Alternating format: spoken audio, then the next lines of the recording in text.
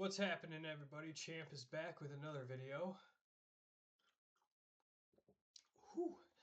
I am exhausted. There are speckles all over my face because I just got done with rust proofing, and I'm really exhausted right now. So why am I making this video? Because we got another death row person that got executed. This was supposed to come out yesterday, but for whatever reason it did not. It came out today. Maybe they had to get more facts. I don't know. So as usual, this is by final verdict. Okay, I just almost ran over my cord. This is by final verdict. I'm going to leave the link to that channel in the description box down below. Make sure you check them out because they have a lot of executions on there. We're only on number 2, so let's go. Let's get it. On May 14th, 2026, Edward Lee Busby became the 600th person executed by the state of Texas. Boom. By Texas. And by the way, spoiler alert, Texas does not have last meals. But the crime that put him on that gurney inside the Huntsville unit started in a parking lot 22 years earlier. 23 feet of duct tape. That is how much was wrapped around a 77-year-old woman's face inside the trunk of 23 feet of duct tape.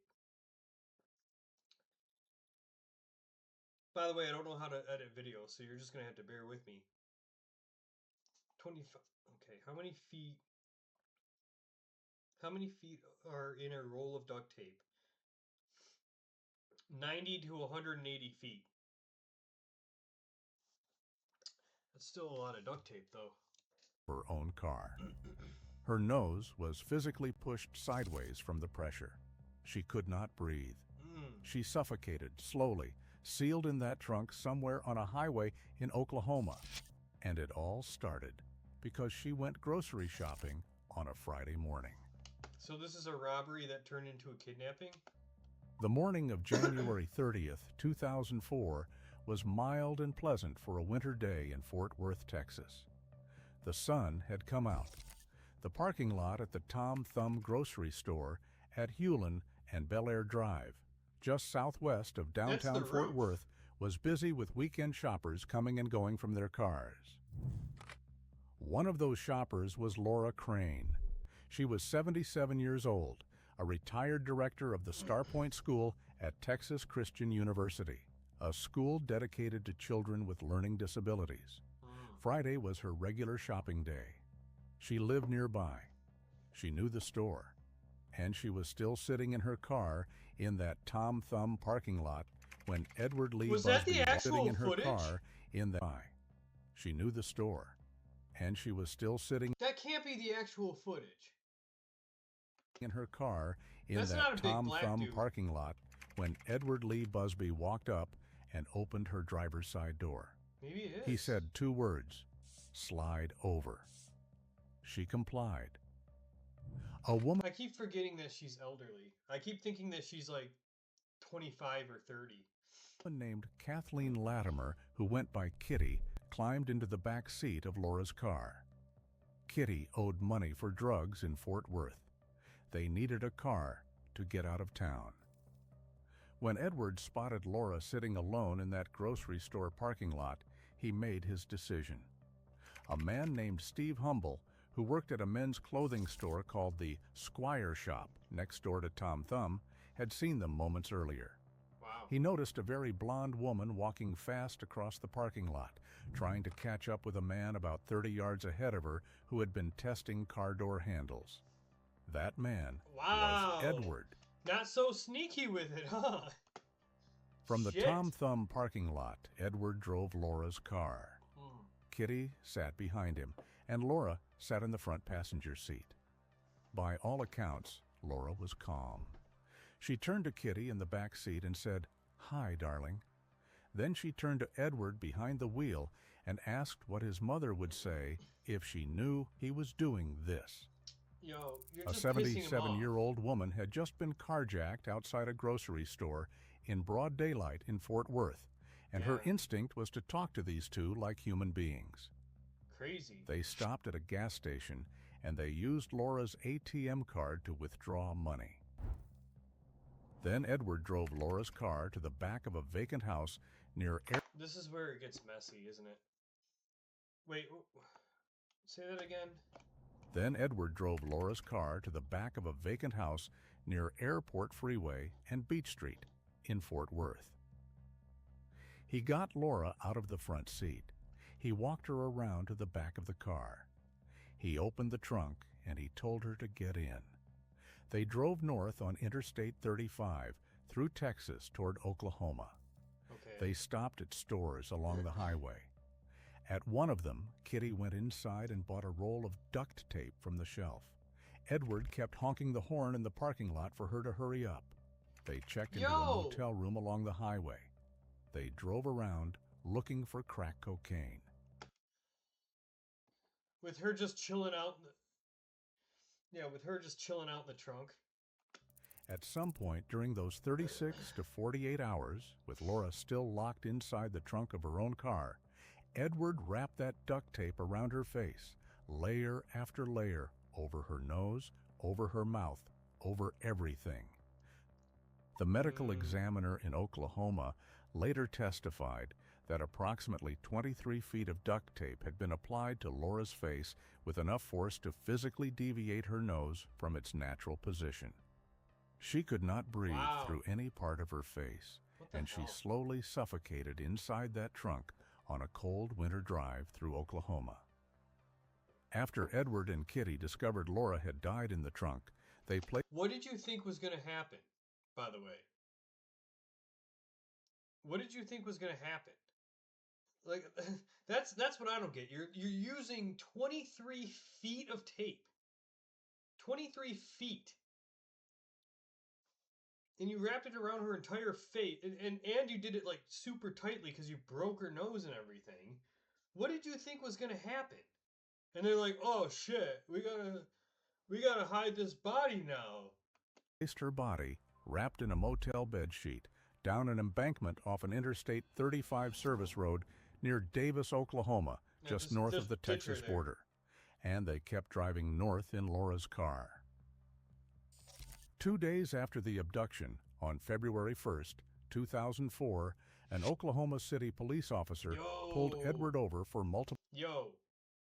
Now I know why they took forever to get this video going on here. They had to get some footage up in here, too. ...traffic violations.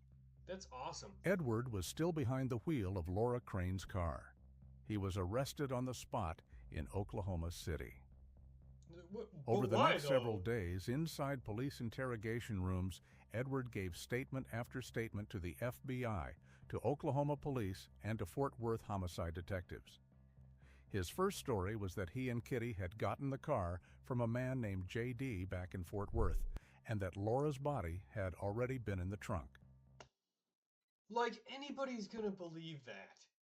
Yeah, I just got it from him, man, and she just happened to be in there. Like, the cops are gonna be like, oh, okay, you can go. Come on, man.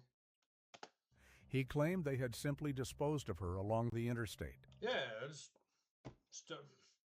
just in my trunk, didn't want her there, I just threw the bitch out. Just down the hill she went, I don't know. Like, anybody's gonna really believe this story, man. People are so dumb. That story fell apart under questioning. Yeah. I would hope it would fall apart. Like a pile of wet newspaper. Who the hell would believe that? On February 3rd, 2004, Edward led investigators to Laura's body himself. Standing at that embankment off the service road near Davis, Oklahoma, he gave a tape-recorded statement and abandoned the J.D. story entirely. He admitted that he and Kitty had abducted Laura from that Tom Thumb parking lot, robbed her, and killed her. But Edward pointed the finger at Kitty. He told investigators that Kitty had been the brains of the entire operation, that he had been following her lead the whole time, and that she had told him to tape Laura's head up. He said several times that he had not meant to kill her. He said he had prayed with Laura before... What did you think was going to happen? ...it happened. Kitty told Fort Worth detectives a completely different story. She said Edward was the one in control from the moment they walked into that Tom Thumb parking lot. How about fuck both of you? How about that? How about both of you are sentenced to death? She said he had directed everything, and that when she asked him what he was doing testing car doors, he told her to shut up. Shut up, And the bitch. physical evidence from the crime lab sealed it. These people are so Only dumb. Edward's fingerprints were found on the duct tape recovered from Laura's face. Not Kitty's fingerprints, his. Yeah. Kitty pleaded guilty to murder and was sentenced to life in prison in February 2006. Okay, so she got life, he got death. Was sent to a women's facility at the Mountain View Unit in Gatesville, Texas. In the years since, behind those prison walls, she earned her first Braille certification. Other inmates at Gatesville came to know her as Mama Kitty. She remains locked up to this day, now 61 years old, with a parole eligibility date in 2034. Don't let her out.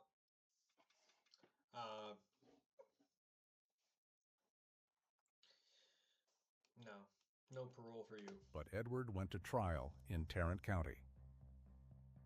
In November 2005, Edward Lee Busby stood trial for capital murder inside the Tarrant County Courthouse in downtown Fort Worth. The defense attorneys leaned hard on Edward's recorded statements to police. The argument was that Edward hadn't intended to cause Laura's death, that he was following Kitty's instructions, that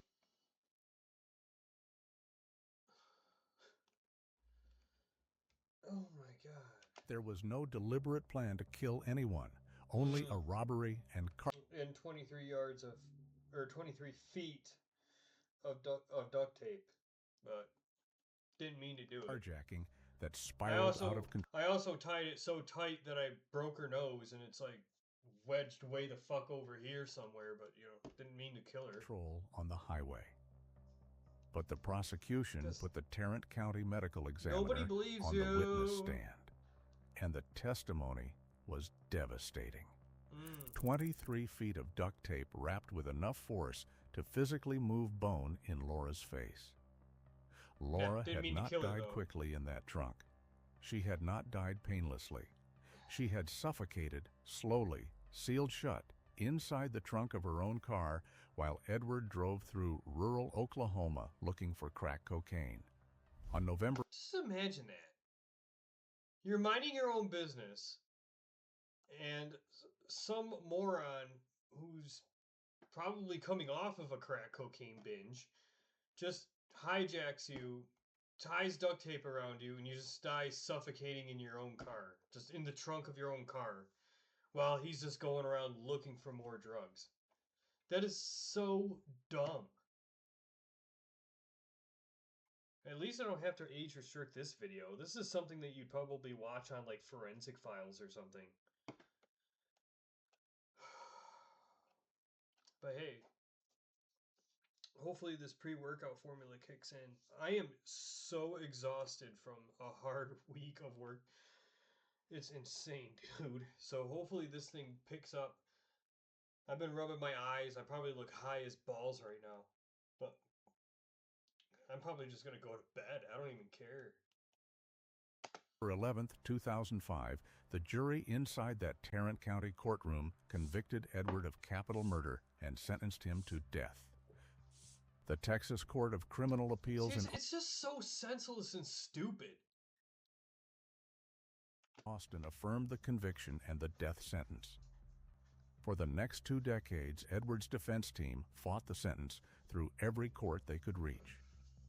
One of the central arguments Edward's lawyers raised repeatedly was that Edward was intellectually disabled and therefore ineligible for the death penalty under the Supreme Court's 2002 ruling in Atkins versus Virginia.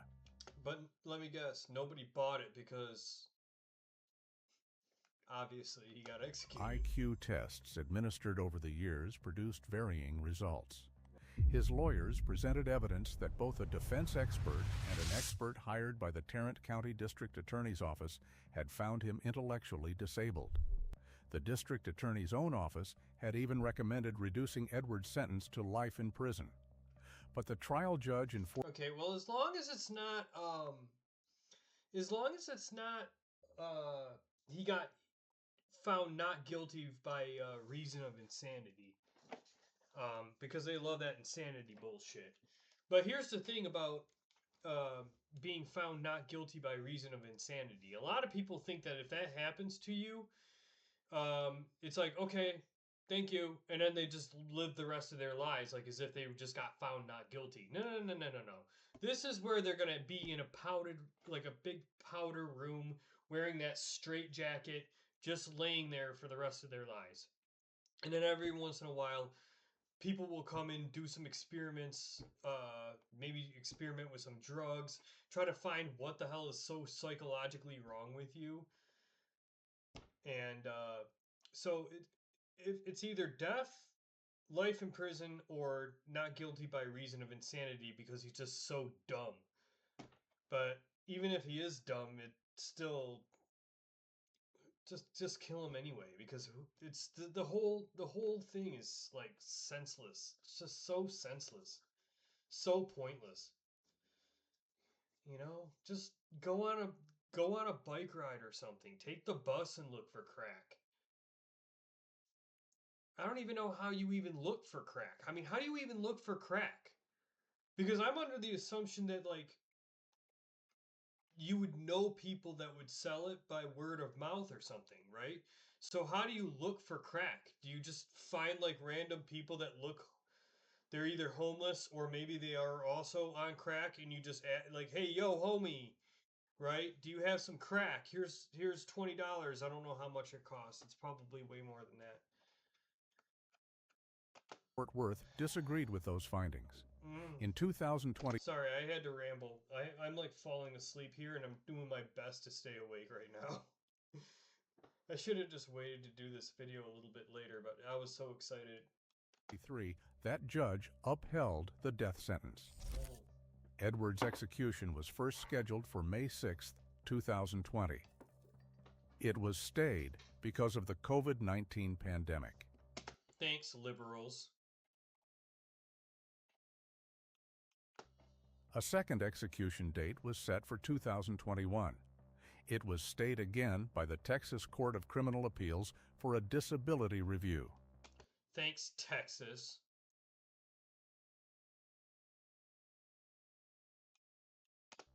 A third date was set for May 14, 2026.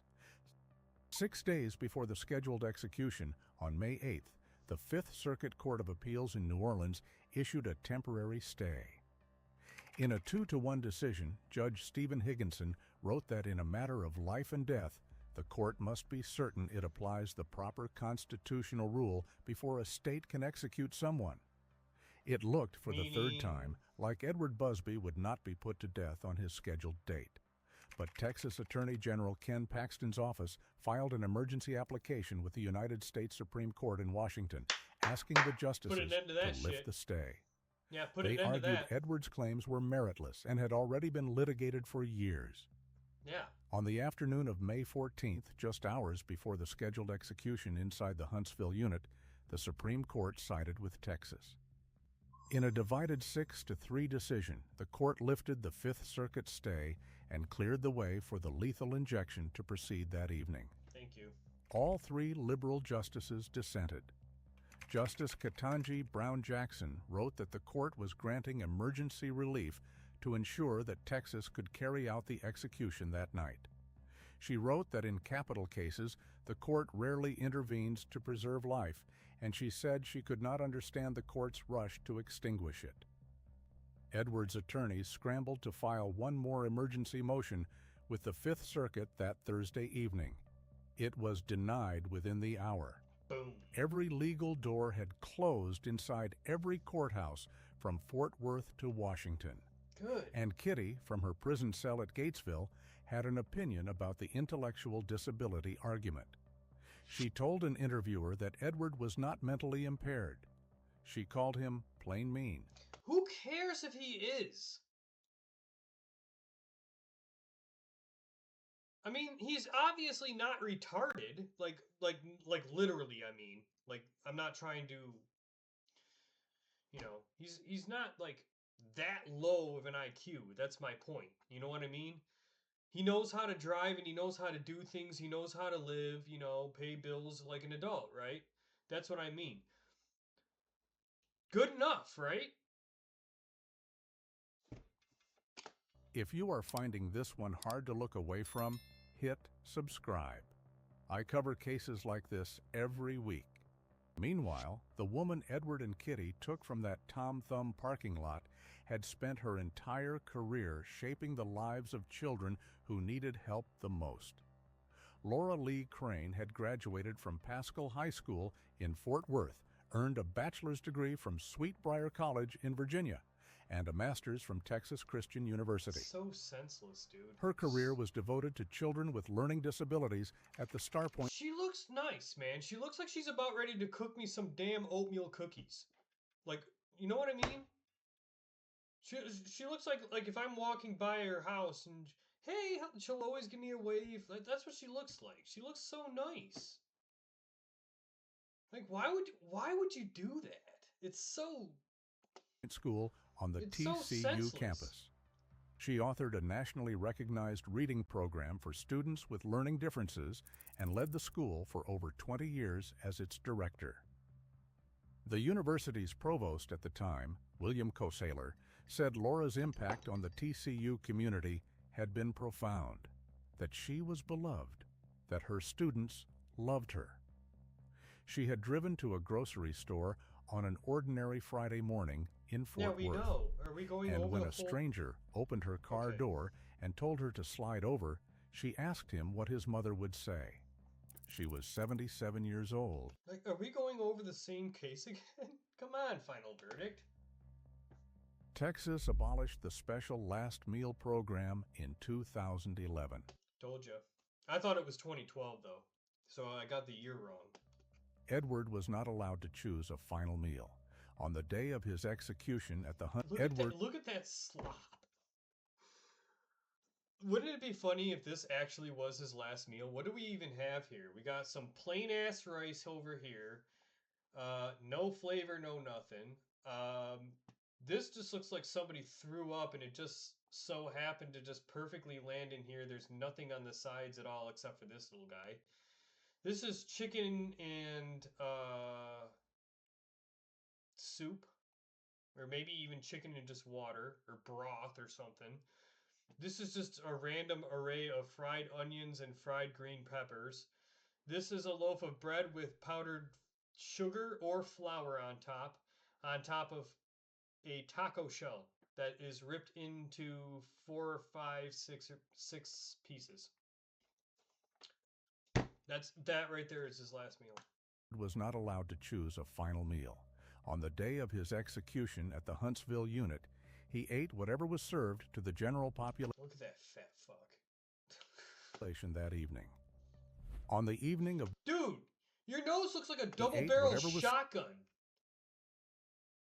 It's got like devil horns inside of there. Either that or that's like a fuckload of like nose hair. I'm making fun of this guy. He killed somebody. Served to the general population that evening.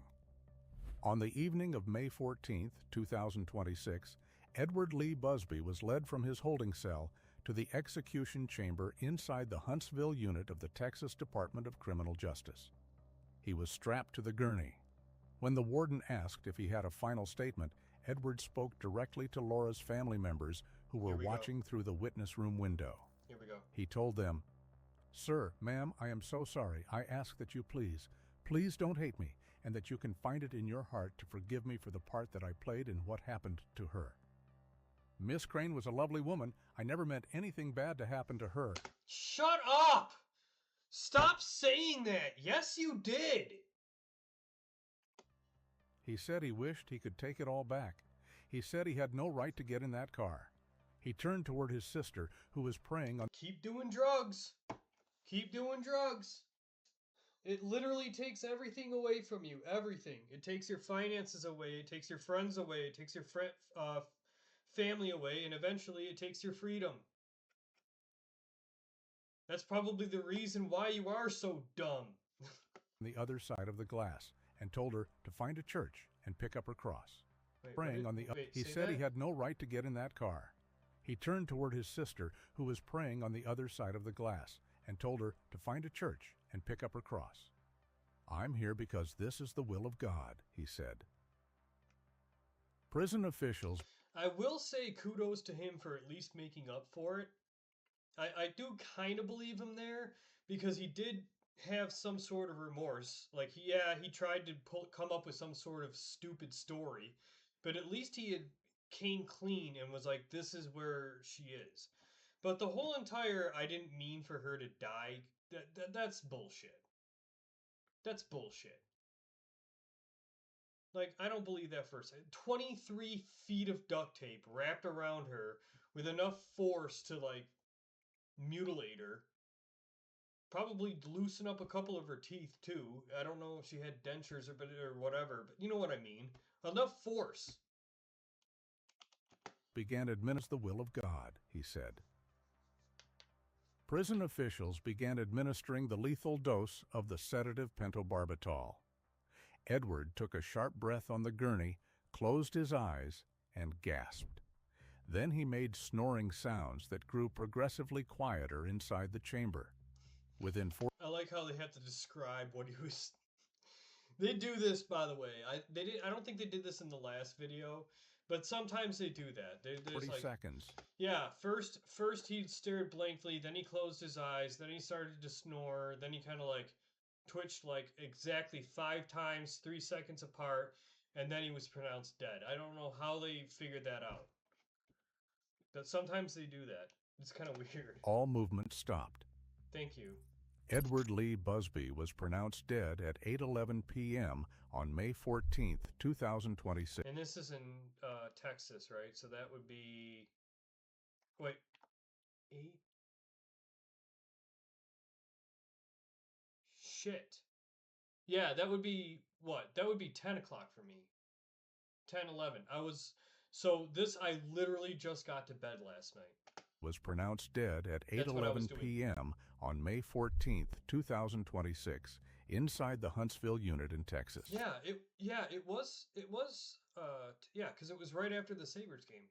I was in bed. He was 53 years old and was the 600th person executed in the state of Texas since 1982. Wow. What do you think? Has justice been served? Yo, that's crazy, man. That's crazy. Glad to say that the pre-workout formula is kicking in now. But, yeah. Don't forget to leave your thoughts and your comments down below. Maybe I should do my old outro, right? Let's do my old outro. I miss doing that. There's 2 videos right here.